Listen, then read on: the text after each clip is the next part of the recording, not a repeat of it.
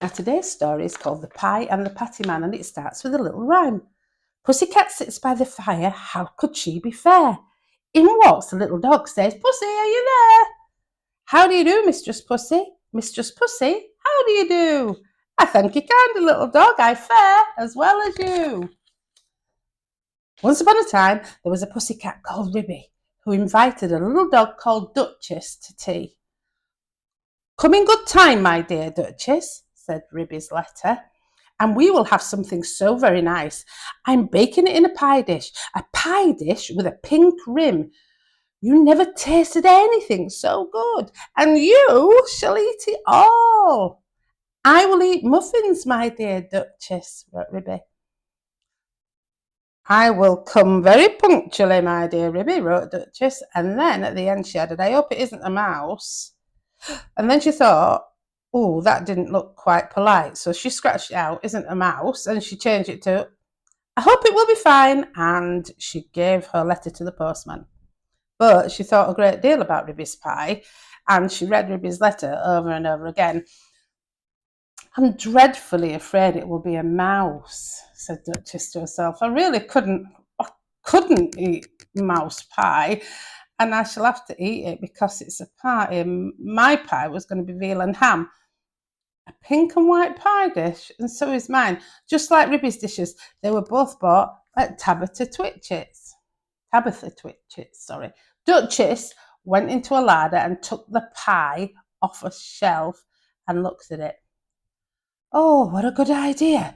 Why shouldn't I rush along and put my pie into Ribby's oven when Ribby isn't there? Ribby, in the meantime, had received Duchess's answer, and as soon as she was sure that the little dog would come, she popped her pie into the oven. So there were two ovens, one above each other. Some other knobs and handles were only ornamental and not intended to open. Ribby put the pie into the lower oven, and the door was very stiff. The top oven bakes too quickly, said Ribby to herself. Ribby put some coal and swept up the hearth. Then she went out with a can to the well for water to fill up the kettle. Then she began to set the room in order, for it was the sitting room as well as the kitchen.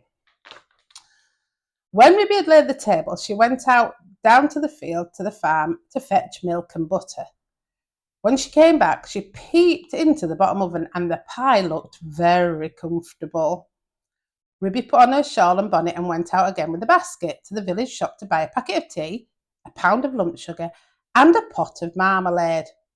And just at the same time, Duchess came out of her house at the other end of the village. Ribby met Duchess halfway down the street, also carrying a basket covered with a cloth. They only bowed to one another. They did not speak because they were going to have a party. As soon as Duchess had got round the corner out of sight, she simply ran straight away to Ribby's house. Oh, we know what she's going to do. Ribby went into the shop and bought what she required and came out after a pleasant gossip with cousin Tabitha Twitchit. Ribby went on to Timothy Baker's and she bought some muffins, and then she went home. There seemed to be a sort of scuffling noise in the back passage as she was coming in the front door, but there was nobody there.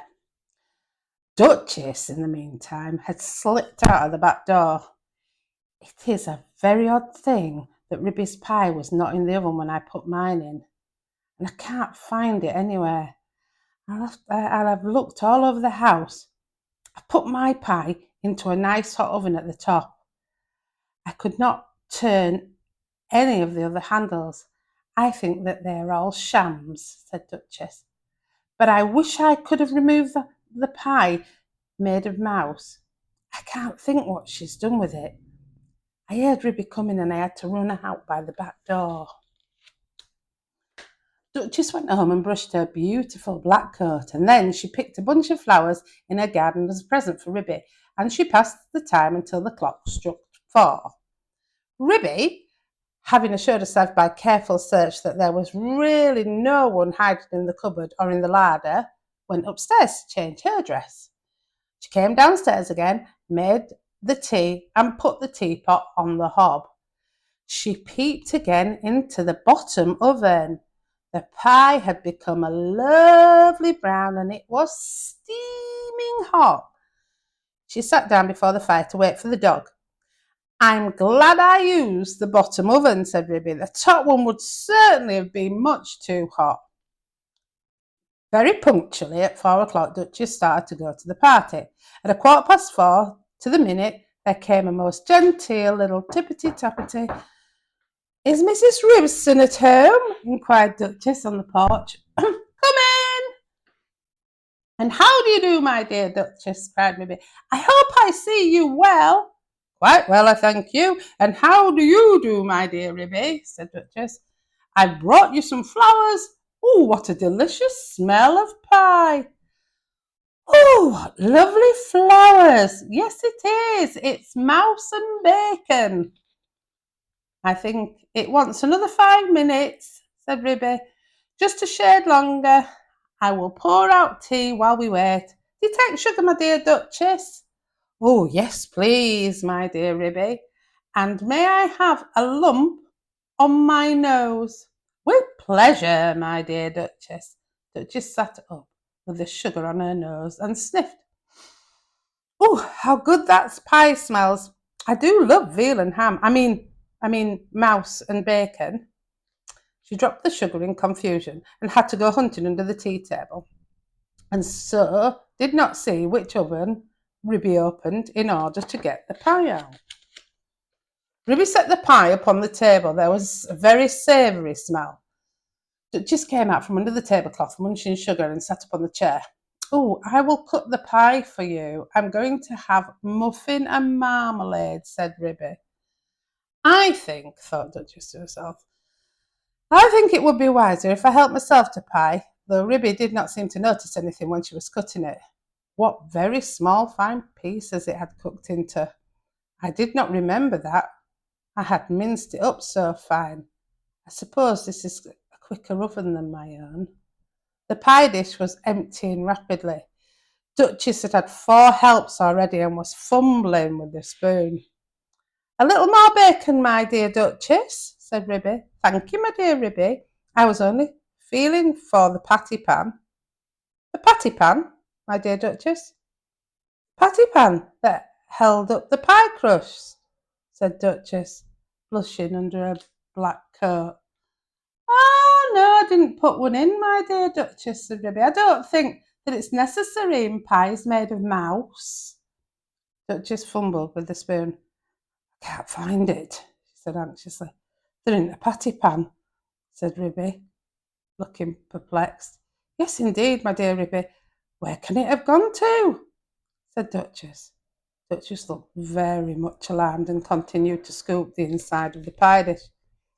I only have 4 patty pans, and they're all in the cupboard. Duchess set up a howl. I shall die! I shall die! I've swallowed the patty pan! Oh, my dear Ribby, I do feel so ill! It's impossible, my dear Duchess. There was not a patty pan. Yes, there was, my dear Ribby. I'm sure I've swallowed it. Look, let me prop you up with a pillow, my dear Duchess. Where do you think you feel it? Oh, I do feel so ill all over me, my dear Ribby. Shall I run for the doctor? Oh, yes. Fetch Dr. Maggotty, my dear Ribby. He's a pie himself. He will certainly understand. Ribby settled Duchess in an armchair before the fire and went out and hurried to the village to look for the doctor.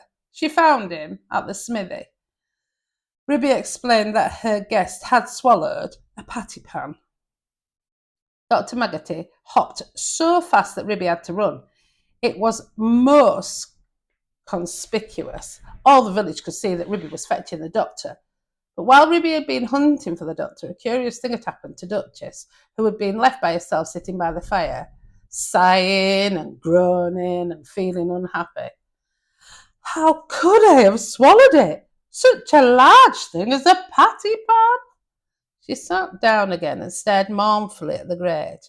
The fire crackled and danced as something sizzled. Duchess started. She opened the door to the top oven.